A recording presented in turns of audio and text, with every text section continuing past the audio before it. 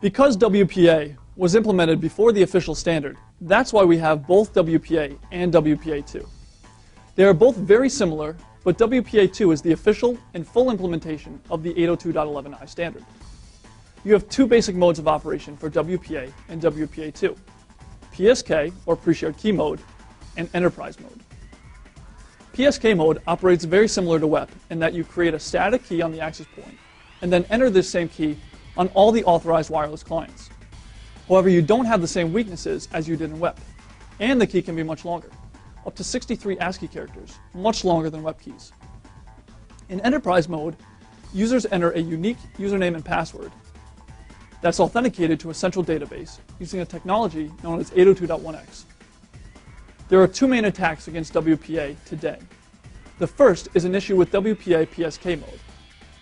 If the administrator chooses a simple or easily guessed password, an attacker can capture the authentication handshake between the wireless client and the access point and attempt to brute force the key. The best defense against this is to choose a long and complex password.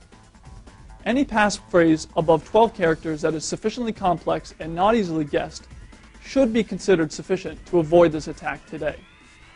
However, the length requirements may change in the future.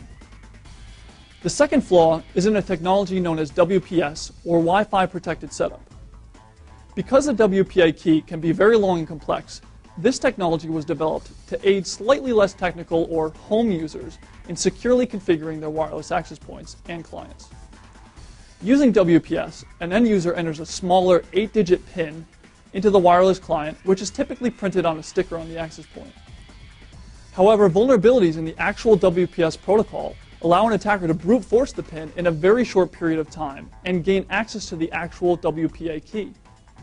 There are other vulnerabilities in wireless technologies today, some of which have not seen real-world implementation of attacks. And as time goes on, new vulnerabilities will be identified in wireless technologies. The most important thing you need to remember is that when using wireless networks, whether or not your data is encrypted, your data is still being broadcast into the airwaves, allowing anyone to capture and analyze that data. Thus, if you don't need to use wireless technologies, don't. Also treat WEP like the plague and never use it.